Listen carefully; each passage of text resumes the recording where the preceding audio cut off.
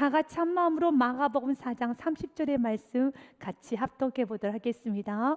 또 이르시되 우리가 하나님의 나라를 어떻게 비교하며 또 무슨 비유로 나타낼까? 아멘. 사랑하는 여러분, 세상에는 아름답고 신비로운 게 너무너무 많습니다. 꽃을 바라보십시오. 새싹이 돋우는 걸 보십시오. 꽃봉오리가 터지는 걸 보십시오. 너무 아름답죠. 그러나 그 모든 것들보다 비교가 되지 않을 정도로 아름답고 신비로운 것은 생명이 태어나는 것입니다. 아기의 울음소리를 들을 때 우리 모두는 설렙니다. 내가 살아나는 그런 느낌이 들 정도로 생명을 보고 있노라면 우리의 삶은 아주 기뻐집니다. 삶이 싱싱해진다고 하지요. 너무 좋습니다. 예수님께서는 오늘 천국을 비유로 들어 말씀하실 때 겨자씨의 비유로 들어 말씀하십니다. 내가 무엇으로 천국을 설명할 수 있을까? 아하, 호 불며 날아갈 수밖에 없는 겨자씨를 예수님은 비유로 들어 천국이라는 거대함을 표현하고 계십니다. 31절과 32절 말씀에 보니 겨자씨 하늘과 같으니 천국은 땅에 심길 때는 땅 위의 모든 씨보다 작은 것이지만 심긴 후에는 자라서 모든 풀보다 커지며 큰 가지를 내나니 공중의 새들이 그 그늘에 깃들일 만큼 되느니라. 아멘. 천국이 바로 이런 것입니다. 작은 것으로 시작되지만 커다란 나무가 되어서 그 나무의 큰 가지에 새가 깃들어집니다. 새는 조그만 소리, 조그만 움직임에도 포도둑 날아가 버리는 게 새입니다. 그런데 그 새가 앉아 있습니다. 완벽한 평온이죠. 완전한 쉼이죠. 맞습니다. 천국은 완전한 쉼이 있는 공간입니다. 영원 육의 완벽한 평안이 있는 곳이 천국입니다. 그래서 요한계시록 말씀에 보니 천국에는 눈물이 없습니다. 슬픔이 없습니다. 라고 기록이 되어 있습니다. 모든 눈물을 그 눈에서 닦아주시니 다시는 사망이 없고 애통하는 것이나 곡하는 것이나 아픈 것이 다시 있지 아니하리니 처음 것들이 다 지나갔습니다. 아멘. 천국에는 슬픔이 없어요. 그러나 이 땅에는 어린이부터 어른까지 서러워서 울지요. 서글퍼서 웁니다. 그리고 누군가 눈물 흘리는 그 모습을 보며 나도 너무 슬픕니다. 이 세상에 슬픈 일이 아주 많아요. 울어야 될 일이 아주 많습니다. 그러나 천국에는 없습니다. 눈물이 없습니다. 서러움이 없습니다. 슬픔이 없습니다. 이사야서 11장 말씀에 보면 천국은 이런 곳입니다 라고 기록이 되어 있습니다. 그때 이리가 어린 양과 함께 살며 표범이 어린 염소와 함께 누우며 송아지와 어린 사자와 살찐 짐승이 함께 있어 어린아이에게 끌리며 절대 어울릴 수 없는 두 종류의 동물이 같이 어울려서 동그라미를 형성한다는 겁니다. 이리가 어린 양과 표범이 어린 염소, 송아지 어린 여러분 사자가 함께 사는 겁니다. 이리하고 어린 양하고 살면 양에게 이리가 잡아먹히든지 이리가 양을 잡아먹든지 이러지 않겠습니까? 그러나 바뀌었어요. 이리가 사자가 표범이 바뀐 겁니다. 사자가 풀을 뜯어 먹습니다. 7절 말씀에 보니 암소와 곰이 함께 먹으며 그것들의 새끼가 함께 엎드려지며 사자가 소처럼 풀을 먹을 것이며 또한 젖먹는 아이가 독사의 구멍에서 장난하며 젖된 어린아이가 독사의 굴에 손을 넣을 것이라. 아이가 독사 굴에 넣어도 그 독사가 아이의 손을 물지 않습니다. 젖된 아이가 독사의 굴에 손을 넣을 때 그 엄마가 너무 놀라서 아이를 낚아챌 이유가 없습니다. 완벽한 평안이죠. 그곳에는 여러분 의심도 없습니다. 미움도 없고 분노도 없고 독한 시기 질투도 없습니다. 욕심도 없습니다. 경계하는 마음도 없습니다. 그것은 너무 아름다운 것이죠. 우리 예수님은 이 땅에서 우리를 통하여서 이 작은 천국이 이루어지기 원합니다. 우리의 가정에, 우리의 교회 안에, 우리가 머무는 그곳에 바로 이러한 천국이 되기를 원하고 계십니다. 여러분 가능할까요? 여러분의 가정에 바로 이렇게 이런 천국의 모습이 가능할까요? 우리 교회 안에 이런 천국이 가능할까요? 저는 불가능하다고 생각합니다. 아니, 불가능합니다. 어찌 가능할 수 있겠습니까? 내 안에 독한 마음이 있는데요, 여전히 우리가 입술로 고백하는 것처럼 부족합니다. 연약합니다. 불순물이 있습니다. 내 안에 미움이 있습니다. 증오가 있습니다. 분노가 있습니다. 내 안에 불평이 있습니다. 죄로 인한 상처가 있습니다. 실패로 인한 상처가 있습니다. 우리가 이렇게 입술로 고백하는, 내가 존재하는 한, 내가 가정에 있는 한, 내가 교회 안에 있는 한, 내가 머물고 있기 때문에 나로 인하여서 평화는 깨지는 겁니다. 당신으로 인하여 평화가 깨지는 것이 아니라, 당신 때문에 우리의 가정에 화평이 깨지고 분열되는 것이 아니라, 나로 인하여 화평이 깨지는 거예요. 나 때문에 천국의 모형이 망가지는 겁니다. 나 때문에 분열이 일어나는 겁니다.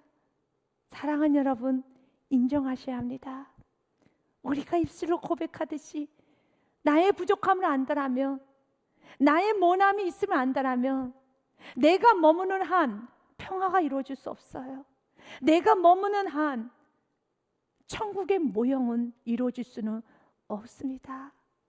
그래서 주님께서는 오늘 말씀하시는 겁니다. 이 천국은 나의 힘으로, 나의 노력으로 만들 수 있는 게 아닙니다. 우리가 꿈꾸는 교회, 우리가 꿈꾸는 공동체, 꿈꾸는 가정은 정말 새가 깃들듯이 나로 인해서 쉼이 있는 공간이 되기 원합니다. 그늘이 되기 원합니다. 내가 배경이 되고 내가 그늘이 되어서 나의 가지 위에 수많은 새가 앉아있듯이 내가 그런 사람이 되기 원하며, 누군가 나를 밟고 올라갈 수 있는 디딤돌이 되기 원하고, 그늘이 되기 원하고, 배경이 되기 원합니다. 간절히 원하지만 실제적으로 내가 배경이 되고 내가 디딤돌이 되고, 여러분, 내가 미랄이 되면은 화가 납니다. 드러나고 싶어요. 자존심이 상합니다.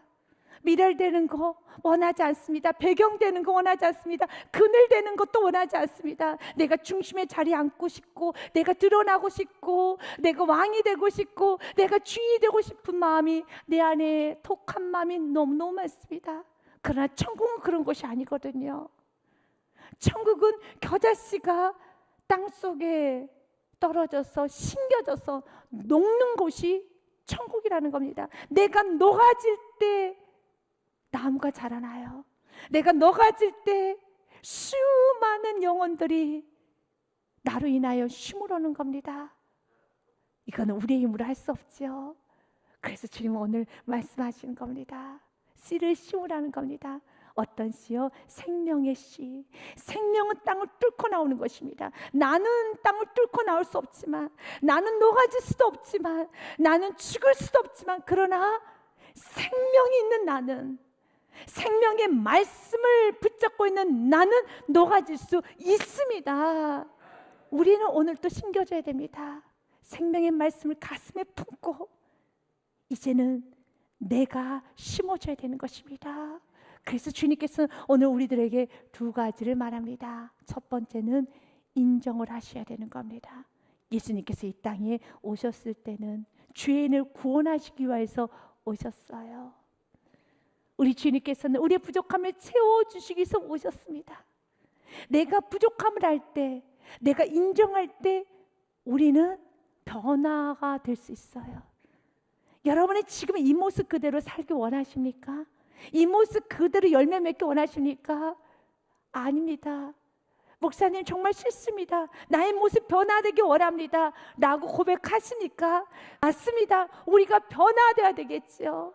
변화되기 위해서는 첫 번째로 받아들여야 돼요.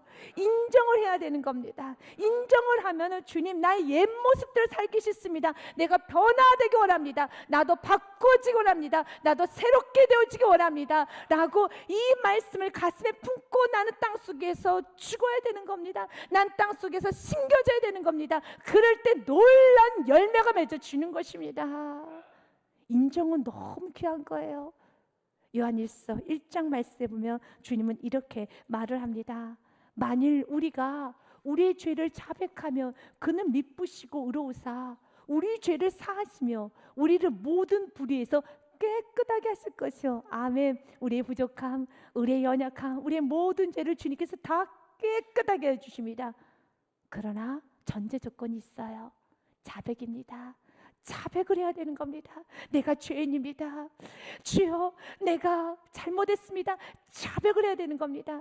우리의 입술로 매일매일 주님 회개합니다. 용서하여 주옵소서. 나는 죄인입니다. 내가 잘못했습니다. 라고 입술의 고백은 하였지만 이 고백이 마음의 고백으로 와야 되는 겁니다. 이 마음의 고백으로 올 때 우리의 삶의 진정 자백이 이루어지죠. 우리가 왜 가정 안에 싸움이 끊어지지 않을까요? 왜 가정 안에 싸움을 할까요? 이유는 당신이 자백을 해. 당신 인정하라고. 자꾸 당신 인정하라고. 이러니 싸움이 끊어지지 않는 겁니다. 우리 주님 오늘 우리에게 말합니다. 아니, 내가 인정하기 원합니다. 내가 자백하기 원합니다. 왜 우리 하나님과의 관계가 회복이 안 될까요? 하나님은 우리가 은혜 내려주옵소서, 주여 다시 은혜로 충만해지기 원합니다 하면 은혜를 쏟아부어 주시는 분이십니다. 예배소서 말씀에 보면 그분은 은혜가 풍성하세요. 그 풍성한 은혜를 우리에게 쏟아부어 주시는 번성을 갖고 계시는 분이 우리의 하나님이시라는 겁니다. 그 사건이 십자가 사건입니다. 우리는 그리스도 안에서 그의 은혜의 풍성함을 따라, 하나님의 풍성한 은혜에 따라 그의 피로 말미암아 속량 곧 죄사함을 받았느니라. 우리가 은혜를 구할 때, 다시 회복되기를 원할 때 주님께서 은혜를 쏟아부어 주십니다.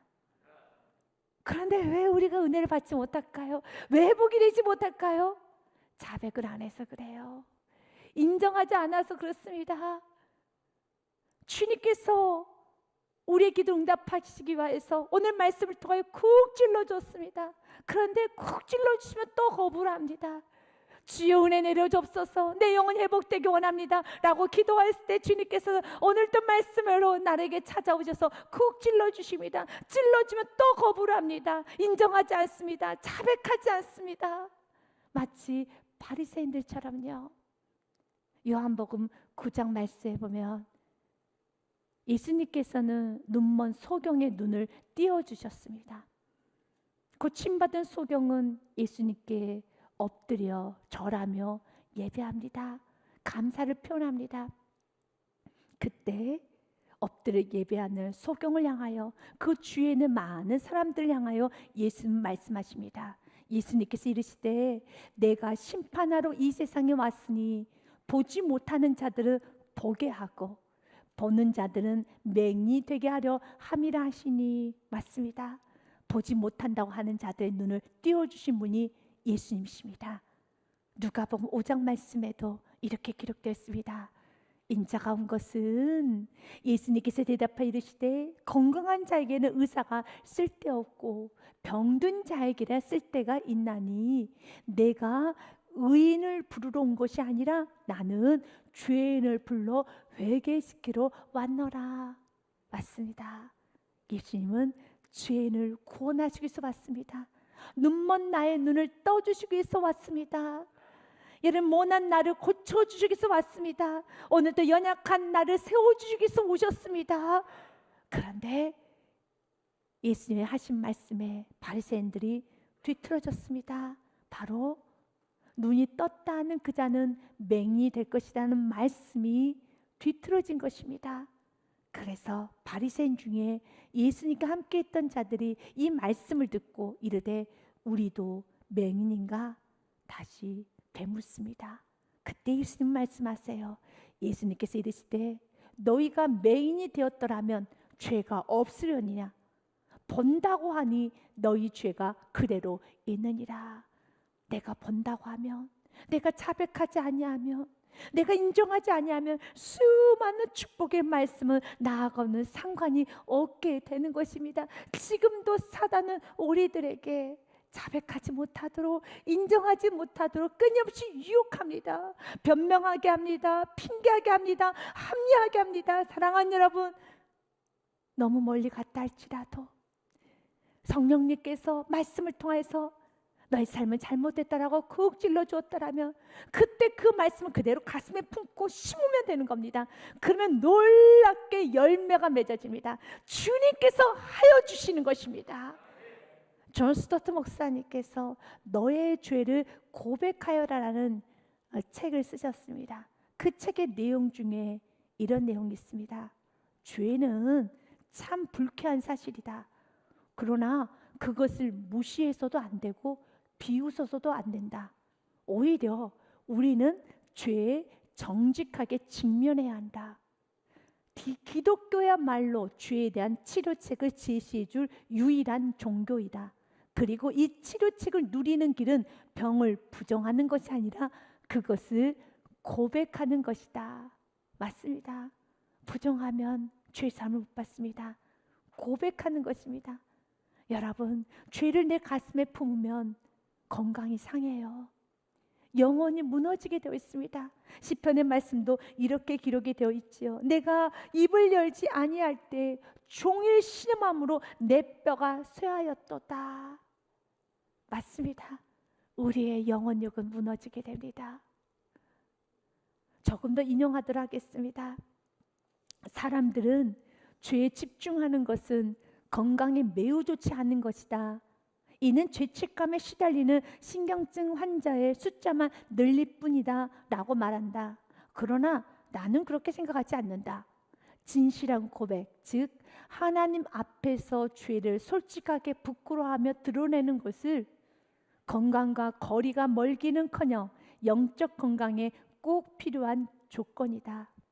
자기 죄를 숨기는 사람이야말로 건강하지 못한 사람이다. 그는 형통하지 못할 것이다. 정직하지 못하다면 정신적, 영적 건강은 있을 수 없다. 맞습니다.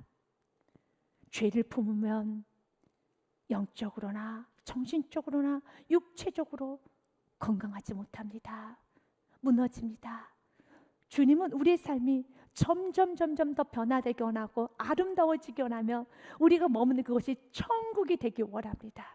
우리의 힘으로는 할 수 없습니다. 그래서 오늘 또 지금 나의 모습으로는 천국을 만들 수 없고 지금 나의 모습으로는 오히려 무너질 수밖에 없다라는 것이 날마다 말씀을 통하여서 비춰지고 또 비춰진다면 나의 옛 모습을 심는 것이 아니라 나의 옛 모습을 고집하는 것이 아니라 나의 지금의 모습을 고집하고 부족한 지금의 나를 고집하는 것이 아니라 말씀에 품은 나를 심으십시오.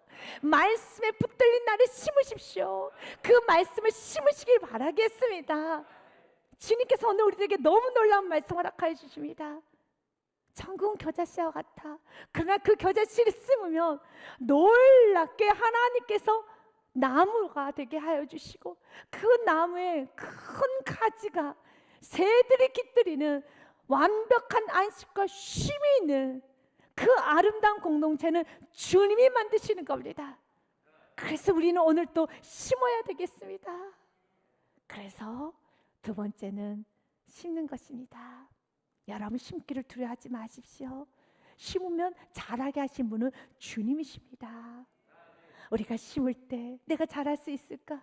내가 이 말씀 붙들고 순종했는데 주님께서 이 순종하며 나갔던 그 시간 주님께서 인도하시겠지 하면서도 잘 될 수 있을까라고 너무 걱정하십니까? 걱정하지 마시길 바라겠습니다. 우리가 심었으면 자라게 하신 분은 하나님이십니다. 고린도전서 말씀에 보면 너무 귀한 말씀이 있어요.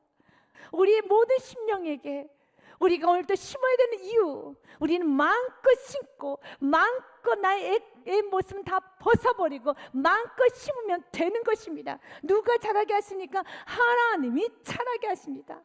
나는 심었고 아볼로는 물을 주었으되 오직 하나님께서 자라나게 하셨나니. 7절 말씀도 같이 읽겠습니다.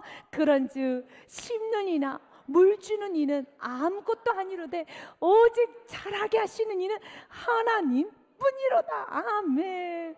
여러분 심는 이 물 주는 이는 아무것도 아니로되 아멘. 나는 아무것도 아니로되 자라게 하시는 이는 오직 하나님 뿐이라.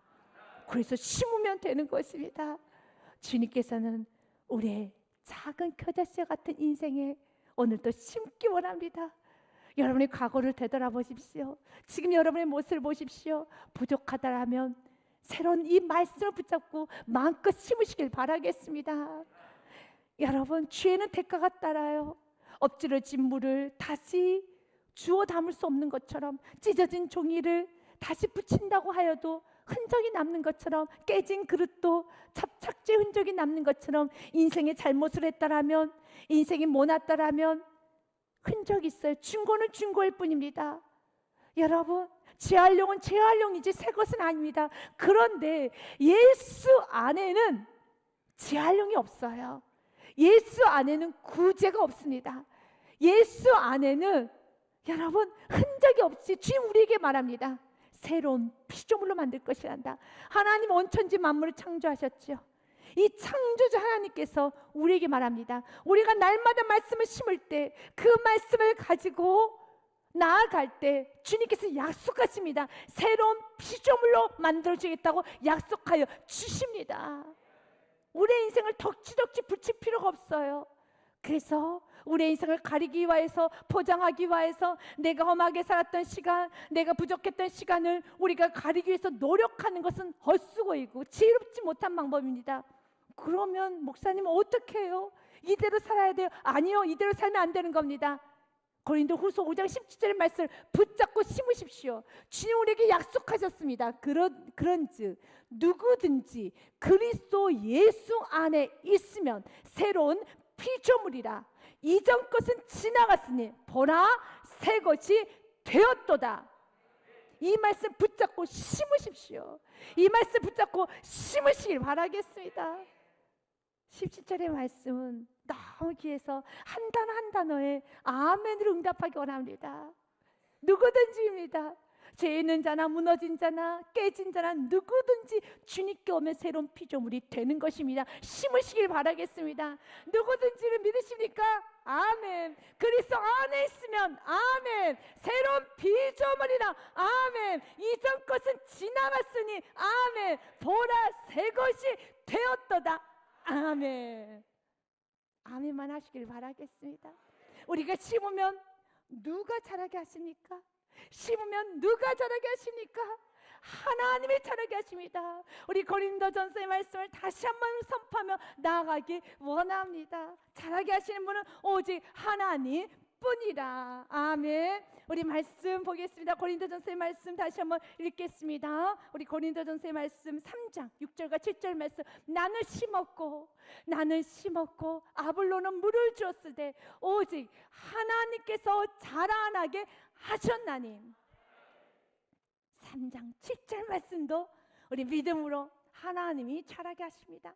나는 아무것도 아니로되 하나님만이 자라게 하십니다. 같이 읽겠습니다. 그런즉 심는 이나 물 주는 이는 아무것도 아니로되 오직 자라게 하신 이는 하나님뿐이라. 아멘. 나는 아무것도 아니고 자라게 하신 분이 있습니다. 그래서 마음껏 심으십시오. 그분께서 자라게 하여 주십니다. 씨가 땅속에 심겨질 때 그 씨가 잘 자랄까? 내 기도가 응답받을 수 있을까?